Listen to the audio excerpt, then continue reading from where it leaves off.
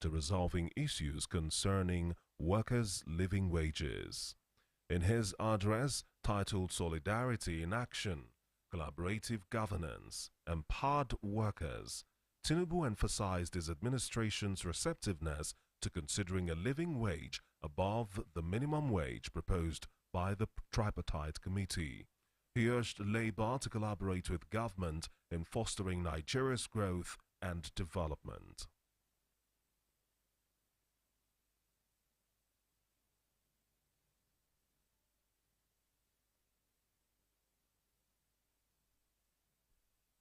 The Minority Caucus of the House of Representatives has conveyed its heartfelt solidarity and appreciation to workers across Nigeria.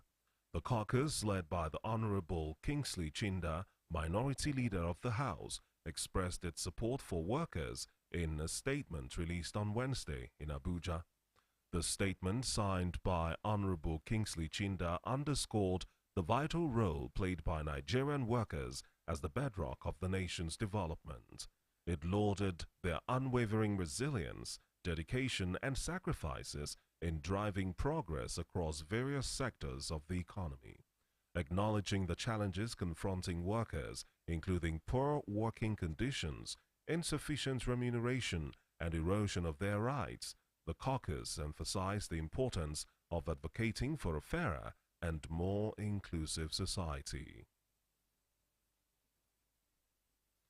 Despite ongoing negotiations on the national minimum wage, the federal government has reassured workers that they will not lose out. At the May Day celebration in Abuja, Minister of State, Labour, Nkiruka Onyejocha, confirmed that the new minimum wage still under negotiation by the tripartite committee will come into effect from May 1, 2024. Onyejocha expressed regret that the wage increase was not ready, but assured that extensive consultations are underway to expedite the process. The Nigeria Labour Congress (NLC) and the Trade Union Congress (TUC) have strongly advocated for a swift implementation of the new wage.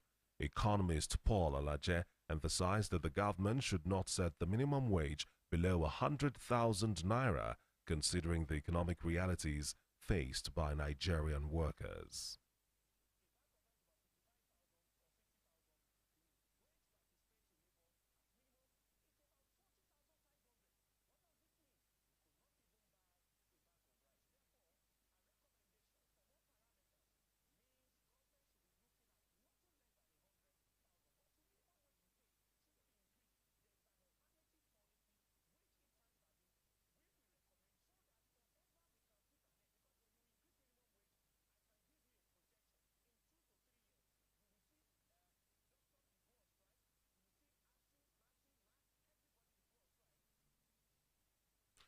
The federal government has initiated the disbursement of compensation to property owners impacted by the ongoing demolition of structures along the right-of-way of the Lagos-Calabar Coastal Road project from Kilometer 0 to 3. The announcement was made by the Minister of Works, David Umahi, during a stakeholders meeting. Umahi revealed that approximately 2.75 billion naira has been allocated to kickstart the compensation payments for some of those affected by the demolition.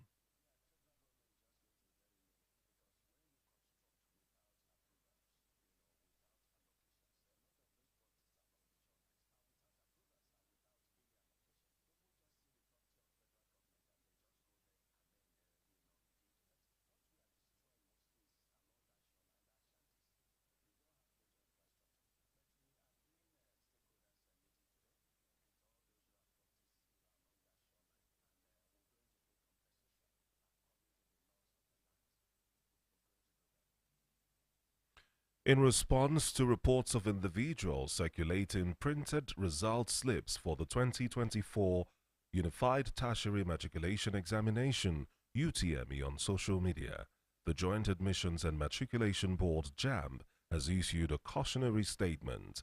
Fabian Benjamin, spokesperson for JAMB, emphasized that the current UTME results are not available in paper format. Benjamin clarified that unlike last year, the 2024 UTME results cannot be found on JAMB's website. He urged Nigerians to be vigilant and disregard any printed result slips being circulated. Instead, he reiterated the official method of result verification, which involves sending UTME result to either 55019 or 66019 from the phone number used during the UTME registration. And in health, in light of the prevailing economic difficulties in the country, Dr. Olabanji Adesoji, a psychiatrist consultant, has stressed the importance of maintaining a healthy lifestyle to safeguard well-being. Speaking to journalists, Dr. Adesoji emphasized the need for Nigerians to prioritize habits conducive to good health. Dr. Adesoji urged individuals to incorporate regular exercise, quality sleep, and frequent walking into their routines.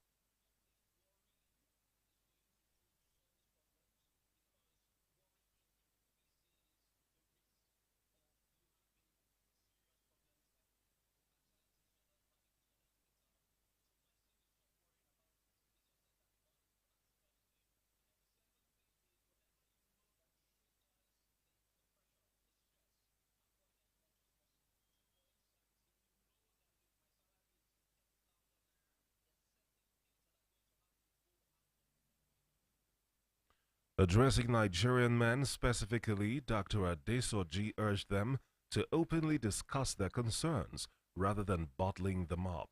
He emphasized that keeping emotions suppressed could have severe consequences, sometimes even more harmful than physical illness. You're listening to the national news on Voice of the People, 96.1 FM Abuja. Still to come, business, entertainment, and sports. Do stay with us.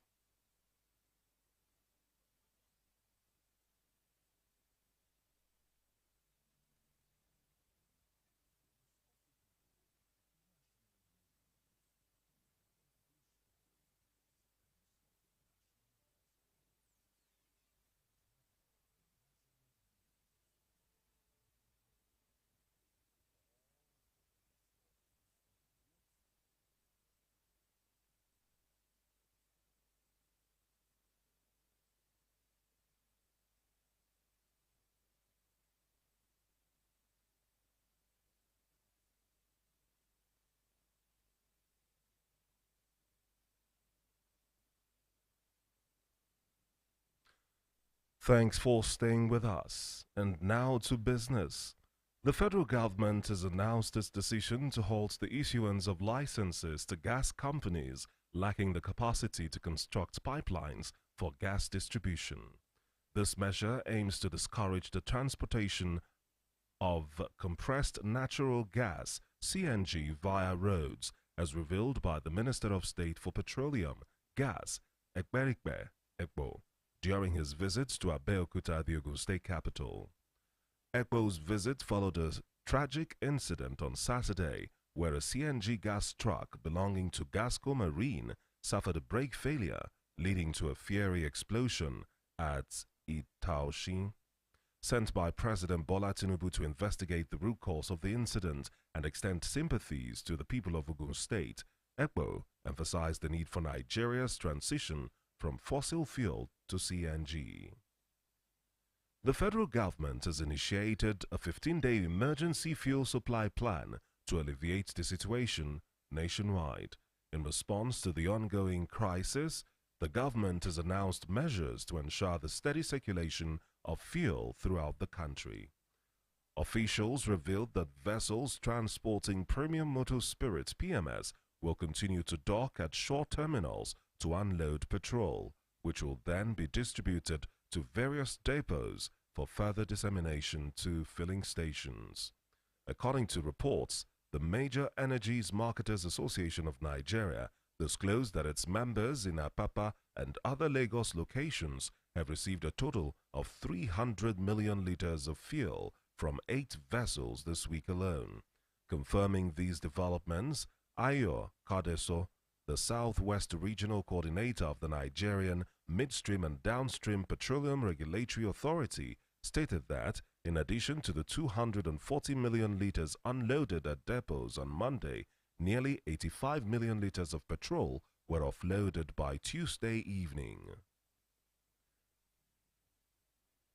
In entertainment, members of the Abia State chapter of the Actors Guild of Nigeria, AGN, has called on the national leadership of the organization to prioritize peace among actors.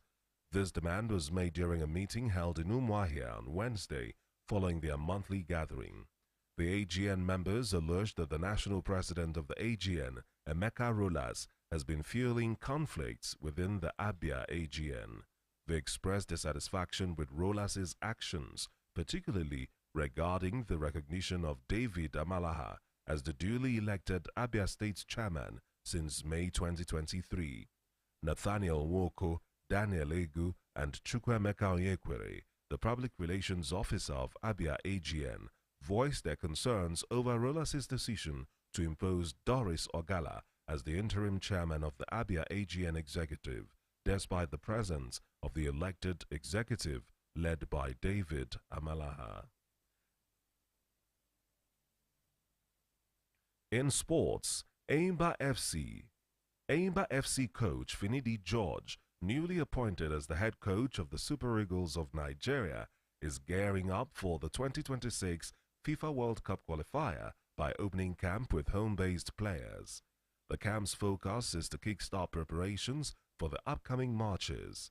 In the third match day of the qualifiers, the Super Eagles will face South Africa's Bafana Bafana before clashing with Benin Republic's Cheetah.